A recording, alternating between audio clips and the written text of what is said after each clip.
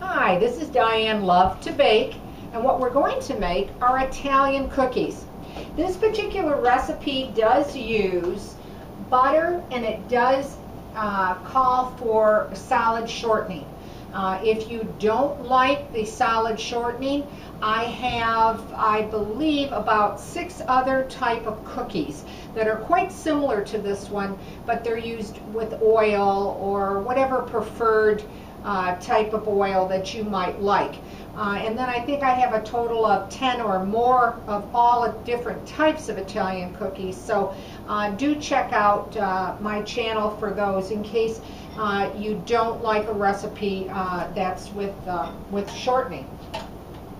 So what I did was I went ahead and took 1/2 cup butter and 1/4 cup of solid shortening, put it in the microwave, and then I melted it together, and it's been sitting so it's cool.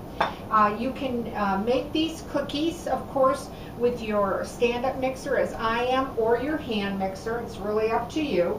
But I'm going to put in the butter and the shortening in my mixing bowl. And what really makes these cookies come out, I think, very light and very airy in texture is if you try to beat the butter, the shortening, for a minute or so, even up to 2 minutes, and then start gradually putting in your granulated sugar. What we're going to do, though, is we're going to put in 3/4 of a cup of granulated, and due to the video, I'm going to move it along. And just beat that till it becomes very smooth, well combined, and has a pale yellow color to it. I'll raise my speed.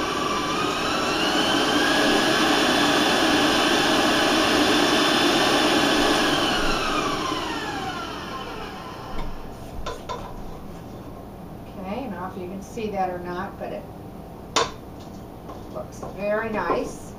And the next thing that you're going to need is 4 eggs, and I've had them at room temperature, and I'm going to try to put one in at a time here.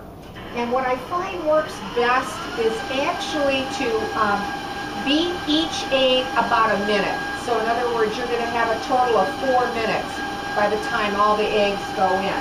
But again, I want to move it along for the video. That's the second one. I'm going to raise my speed.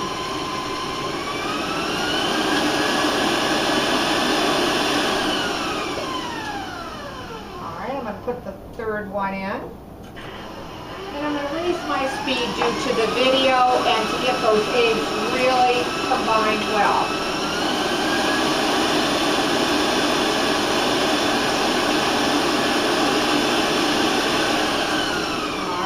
Put the 4th one in and put that on high again to move it along and to get that last 4th egg well combined.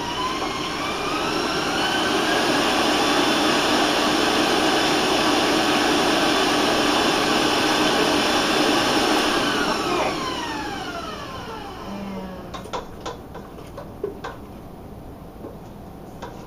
And looks like they are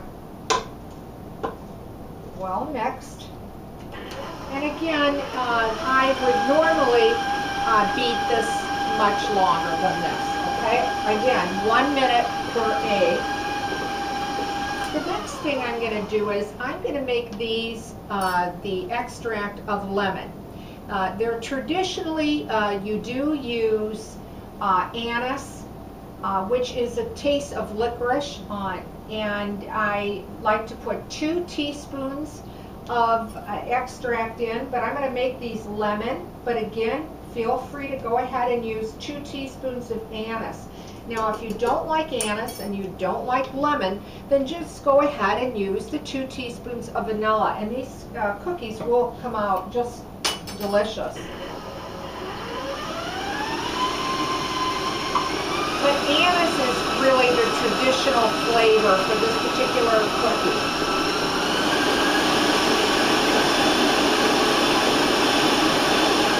And then again, just beat that till it's very yellow in color and it looks very light and very fluffy.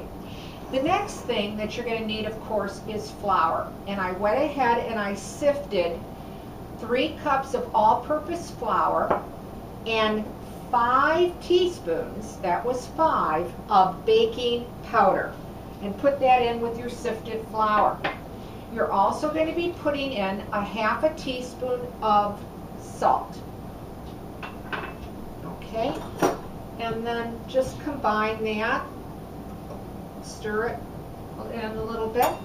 And now we're going to start slowly putting the flour into the wet mixture. And I'll start off low. Now this is the part that you don't want to overbeat because you don't want these cookies to become tough or dense. So you just really want to blend the flour till it all comes together, but you don't beat it too long. Just till all it's all absorbed and combined well.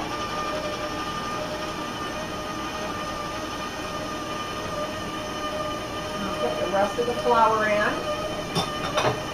And then I'm just going to pick up my speed just for a second or two. Okay. You don't want to beat that really long. You want these cookies to really be delicate, and they really do come up light and airy.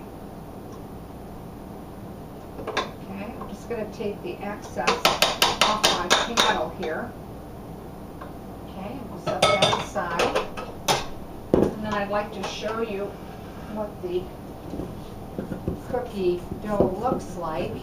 Now, this particular cookie dough is going to be quite sticky and very wet. So you're going to have to flour your hands. And this is what it comes out. It'll look very velvety but very smooth. And what I like to do is just take a little bit of flour on your surface of your countertop or board or whatever you're using. And what I like to do is just take a little mound of the dough out on top of the flour, like that. I work in small amounts. You'll need a cookie tray or a cookie pan, completely ungreased. You don't need anything on your on that. And then I usually just round off about a 1-inch ball and just roll it in the palm of your hand. Try to make a nice round ball.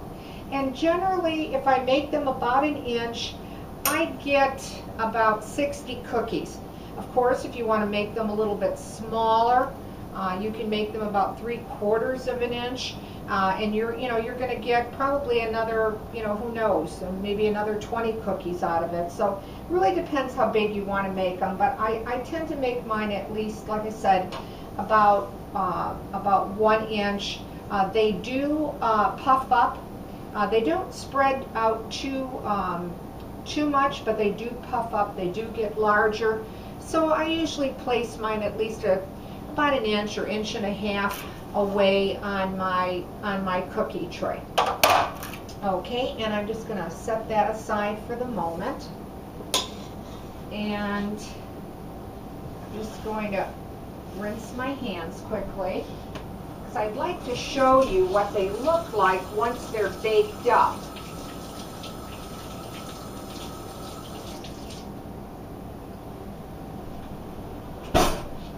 Okay, and this is what they're going to look like. They're going to bake up a nice golden brown on the bottom, but the top will remain white. Now you'll have some little crackles or little cracks in them. That's okay. It's not going to affect the taste of the cookie at all. And you're going to bake them at 375, anywhere from 8 to 10 minutes. These particular ones for me actually baked up in that 8 minutes. So I do start watching mine, around 6, 7 minutes, just in case, because all ovens do set up so differently. Then what you'd like to do is dip them. And what I did was I made 2 cups of powdered sugar in a bowl. I put 3 tablespoons of milk. and 1 teaspoon again of the lemon extract for the icing or frosting. Now, if you find that you want the icing to be a little thinner, then go and use another tablespoon. So you could use anywhere from 3 to 4 tablespoons of milk. What I've done here is 3, and that's about the consistency that I like for these cookies. And then all you have to do is take the cookie, of course, dip it in or roll it in, however that you want to do the tops of these cookies. And then we generally put either colored candy balls on top or colored jimmies, and then just set that on a cooling rack till the icing hardens. So I'm going to set that aside, and then I'd like to show you some that I have already dipped and sprinkled, and this is how they'll come out. They make a really pretty presentation for a cookie. This is what traditionally we put on are the little multicolored little tiny balls, but I particularly think that the larger multicolored jimmies are prettier. So it's going to be up to you how you want to decorate them, that type of thing. And what's nice about this cookie is that you can make them anise, lemon, or put the traditional vanilla, and they are really a good tasting cookie with a cup of tea, a cup of coffee, that kind of thing. I want to cut one open to show you what they're like on the inside. And they'll be extremely light. They will not be a heavy cookie on the inside. They will be a semi-soft though, but they'll be nice and crispy on the bottom and on the sides and the top. So there you have it, a little traditional Italian cookie that is a lot of fun to make.